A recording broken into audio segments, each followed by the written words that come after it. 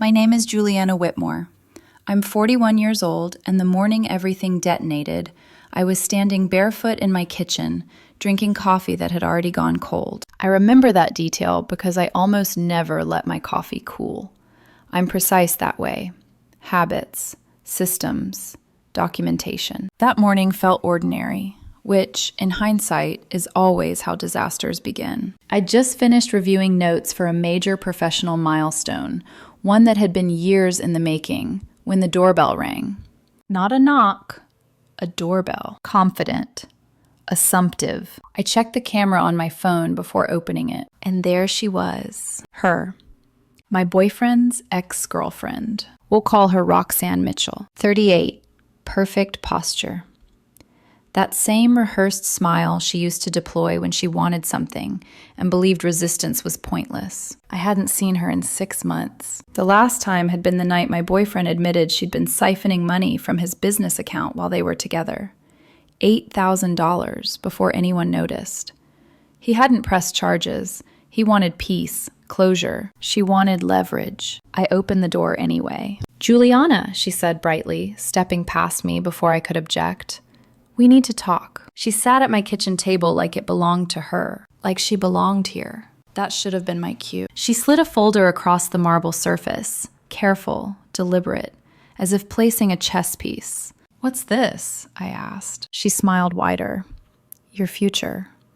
Or the end of it." Inside were screenshots, photos, videos. Me, 3 years earlier, at a family event.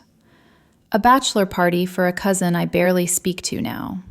Nothing illegal, nothing explicit, just me, drunk, shirtless, laughing too loudly, massacring karaoke, while wearing a foam cowboy hat. Embarrassing? Sure. Career ending? Hardly. I looked up. "Is that it?" Her smile didn't falter. "Keep scrolling." She pulled out her phone and showed me another clip. Same night, same bad lighting. Me, too relaxed, making an offhand comment about my boyfriend's then-girlfriend. Her, calling her controlling, saying he deserved better. Drunk talk, regrettable, apologized for. Long resolved between the people who mattered. "Does he know you said that?" Roxanne asked softly. "Yes." "Does everyone else?" I leaned back in my chair. "And this is where you threaten me?" Her eyes lit up. Threaten is such an ugly word. She leaned forward. "Your company announcement goes public next month, right? Investors, board members, press." She tapped the folder. "Imagine these circulating. Executive meltdown, unstable leadership. People love a downfall story, Juliana." I waited. "What do you want?" I asked. She didn't hesitate. "The house." I blinked once. "My house?" "The one you bought before you even met him. Worth what, $450 in this market?" I laughed. I couldn't help it. "You want me to hand over my home because I sang karaoke badly?" "Not hand over," she corrected. "Sell. To me. For $1. Legal transfer today." "And if I don't?" Her voice dropped. "By tonight, every investor sees you as a liability. Your reputation collapses.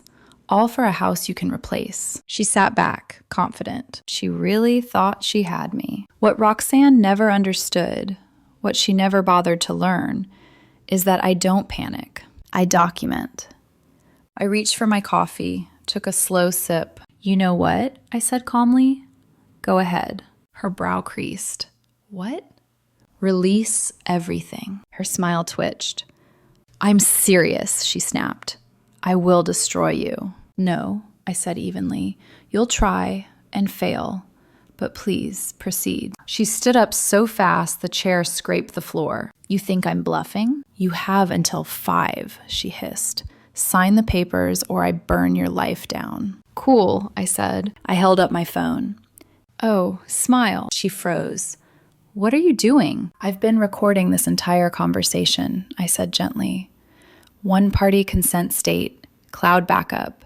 You just committed textbook extortion on camera. Her face drained of color. "You can't." "I can." And I did. I stood. "Now get out of my house." She stormed out, slamming the door so hard a frame rattled off the wall. At 5:01 p.m., I called my lawyer, and that was only the beginning. By the time the sun went down, I already knew Roxanne wouldn't walk away quietly. People like her never do. At 5:47 p.m., my phone began vibrating nonstop, notifications stacking faster than I could swipe them away. Facebook, Instagram, LinkedIn, even a tagging alert from a platform I hadn't opened in years. She'd done it. Photos first.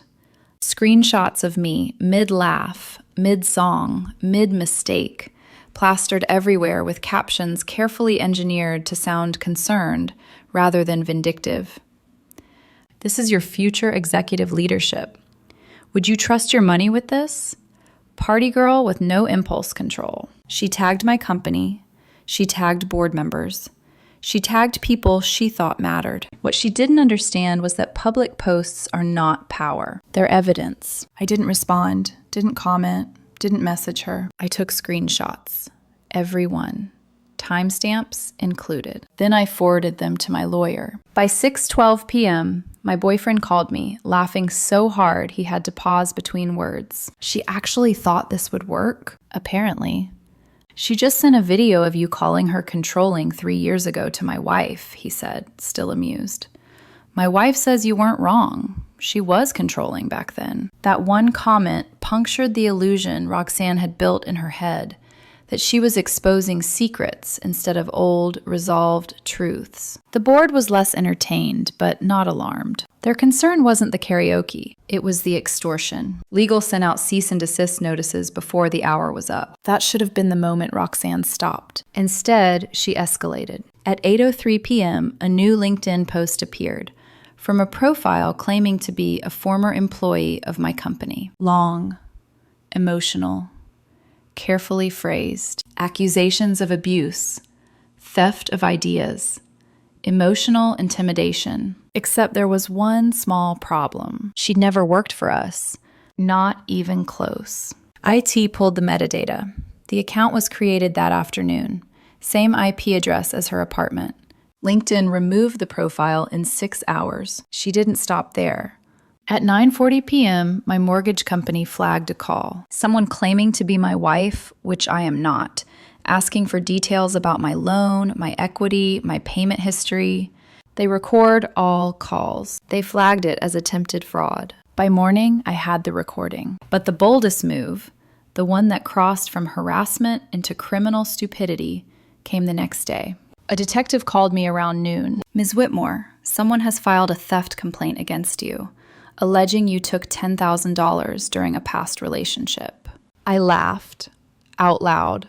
I'll be right there, I said, with documentation. At the station, I laid everything out. Bank records showing her withdrawals, text messages where she called it borrowing without asking, the extortion recording, screenshots of her posts, the fake LinkedIn profile metadata, the mortgage fraud attempt. The detective stared at the file. So, he said slowly, she stole from you, tried to extort your house, publicly harassed you, impersonated a former employee, attempted mortgage fraud, and then reported you for theft. Yes, that's ambitious. They didn't just dismiss her complaint. They charged her with filing a false police report. When I got home, I changed the locks. That night, she showed up at my gym, told the manager I was stalking her, that she feared for her safety. The manager, who has known me for 5 years, called me immediately. Juliana, he said, confused. She's here, saying you followed her. I'm at home, I replied calmly. Check the key fob logs. They did. I hadn't been there in 3 days. When confronted, she claimed I was psychologically stalking her. The manager asked her to leave. She refused. They called the police. Same detective. Again. Ma'am, he said flatly, you filed a false report this morning, and now you're making false stalking claims. She ran. Actually ran. In heels. She made it about 12 feet before tripping on the curb. I didn't even have to be there to watch the footage. By the time I went to bed that night, my lawyer had already started drafting a restraining order. Roxanne still believed she was the victim. She just hadn't realized the story had shifted, and she had no idea how much of her past was about to come back into the light. After the gym incident, something in me went very still. Not angry, not scared, focused. People like Roxanne rely on chaos, emotion, noise. They count on you reacting before you think, speaking before you document, panicking before you verify. I don't do any of that. The next morning, I opened my laptop and did what I always do when I need clarity. I researched. Public records are funny things. People assume sealed means erased, that once something is hidden, it's gone forever. That's not how it works. Sealed just means inconvenient to find, not impossible. Arrest logs are still public. Old court calendars. Archived local newspaper blotters. Scanned PDFs buried so deep in municipal websites that no one bothers to check unless they know exactly what they're looking for. I found Roxanne's past in 15 minutes. 3 arrests in her 20s. Shoplifting, dismissed after community service. Check fraud, pled down to a misdemeanor. Assault, charges dropped when a witness didn't show. All sealed, all forgotten, or so she thought.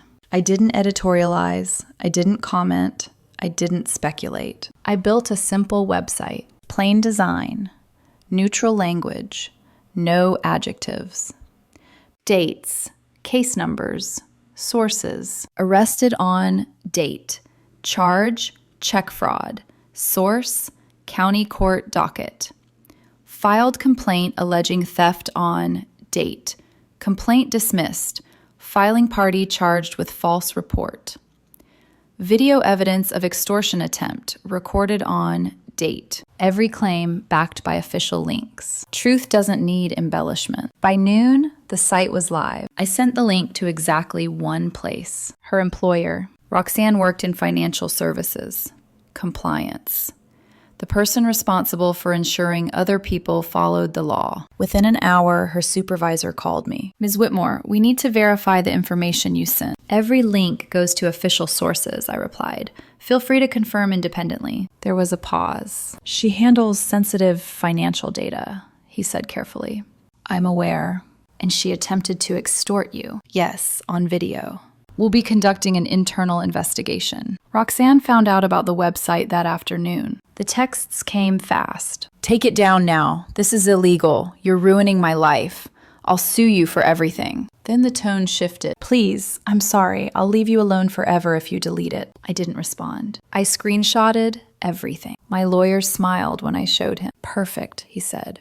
Keep not responding.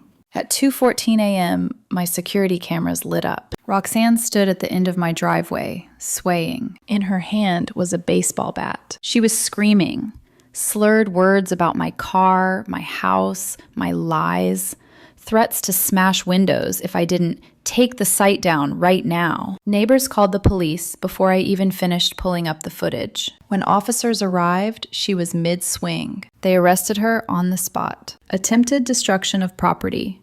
Violation of an emergency restraining order my lawyer had secured that afternoon. Public intoxication. Terroristic threats. She tried to tell them I was the real criminal, that I was harassing her online. One officer cut her off. Ma'am, you're drunk, holding a weapon, at her home, at 2 a.m. He gestured to my camera. Whatever website issue you have is civil. This is criminal. Watching the arrest footage later, I didn't feel triumph. I felt relief. Because once someone shows up with a weapon, the narrative is over. The truth becomes undeniable. The restraining order hearing was scheduled for the following week. I assumed she wouldn't show. I was wrong. She arrived with her mother Eunice, her sister Tiffany, and a lawyer who looked exhausted before proceedings even began. I arrived with a binder. Extortion video.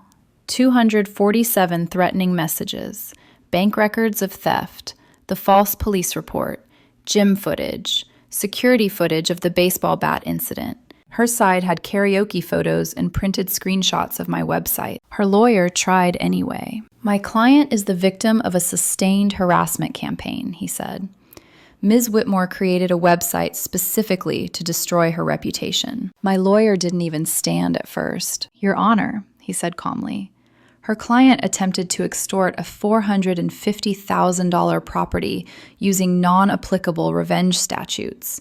When that failed, she escalated to harassment, false reports, impersonation, and property destruction. The website contains only public records and her own documented behavior. The judge turned to Roxanne. Ms. Mitchell, she asked, did you demand Ms. Whitmore's house in exchange for not releasing photos? Roxanne hesitated. I just wanted what I deserved. That's a yes. Did you show up at her home with a baseball bat? I was emotional. Also a yes. That's when Eunice stood up. My daughter is a good person, she shouted. This woman drove her to this. She's a manipulative narcissist. Ma'am, the judge snapped, sit down or leave. This is a kangaroo court. The bailiff removed her as she screamed about corruption. Tiffany tried to secretly record the proceedings. A court officer caught her. Contempt of court, he said, confiscating the phone. She started crying. The judge sighed. She'd seen enough. The courtroom went quiet in that heavy, unmistakable way that means the decision has already been made. The judge looked at Roxanne for a long moment, long enough that the confidence finally drained from her face. Ms. Mitchell, she said, measured and precise, your behavior constitutes criminal extortion, harassment, and stalking. Roxanne's mouth opened, but no sound came out. The restraining order is granted for the maximum term of 5 years, the judge continued. You are not to contact Ms. Whitmore directly or indirectly. You are not to come within 500 feet of her home or workplace. And you are not to post about her on social media or encourage others to do so. Roxanne stood frozen. But my job, she blurted. Her website is destroying my career. The judge didn't raise her voice. Your criminal behavior destroyed your career, she said calmly. Court actions are public record. Ms. Whitmore has every legal right to share factual information. Perhaps you should have considered consequences before attempting extortion. Her lawyer tried one last maneuver. Your Honor, we'd like to file a counter-restraining order. On what grounds? He hesitated. The website. Denied. A pause. Anything else? Silence. As the gavel struck, I felt something I hadn't expected. Not victory. Closure. A local court reporter had been sitting quietly in the back the entire time. By evening, the headline was everywhere. Local woman arrested for extortion after demanding ex's house. By morning, my site ranked first when her name was searched. 3 months passed. Here's where everyone landed. Roxanne was fired from her compliance officer position within 2 weeks. Extortion and fraud do not play well in financial services. She pleaded guilty to reduced charges, harassment and false reporting, 18 months probation, 200 hours of community service, court-ordered restitution of $8,000. She moved back in with her mother, applied to more than 30 jobs, rejected by everyone after background checks. Eventually, she started selling MLM weight loss shakes on Facebook. Barely cleared $200 a month. Posted once about surviving narcissistic abuse. The comments weren't kind. People remembered. Her dating profiles kept getting reported and removed after someone linked the news article. The website stayed up, updated with each conviction, each court date. All factual, all sourced. Her mother, Eunice, was banned from the courthouse for 6 months after her outburst. She tried to sue me for defamation on her daughter's behalf. The case was dismissed in under 10 minutes. She now posts daily about corruption to her 47 Facebook friends. Tiffany, the sister, was sentenced to 50 hours of community service for contempt of court. She unfollowed Roxanne shortly after spending a weekend picking up trash on the highway. And then came the twist. Last month, a detective from another state called me. Miss Whitmore, he said, we're investigating an extortion case that looks very familiar. 5 years ago, Roxanne had pulled the same scheme on another ex. He'd paid her $20,000 to go away. He'd stayed silent. Until now. Seeing my case public gave him the courage to come forward. Because it crossed state lines, federal charges were now on the table. Her new public defender was trying to negotiate. Prison time was suddenly very real. My life? Unchanged. Improved, even. The company announcement went off without a hitch. The so-called scandal of me singing karaoke 3 years earlier became a running joke. One investor said it made me more relatable. Stock value climbed 40% post-launch. I used a small portion of the proceeds to buy the house next to Roxanne's mother's place. Not to live in, to rent. The tenants are a lovely young couple with 3 kids and a drum set. They practice in the garage. Is that petty? Absolutely. Do I care? Not even a little. I'm still with my boyfriend, stronger than ever. He watched the entire thing unfold and never once asked me to be quieter, smaller, or kinder than the truth required. I'm considering writing a book, How to Survive Extortion, a guide to documentation. The baseball bat Roxanne brought that night, it's mounted in my office now, labeled Exhibit A. People ask if I feel bad about the website. She tried to steal my house. She filed false police reports.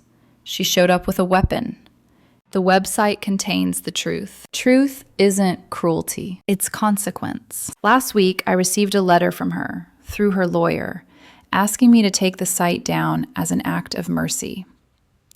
I framed it. It hangs right next to the bat.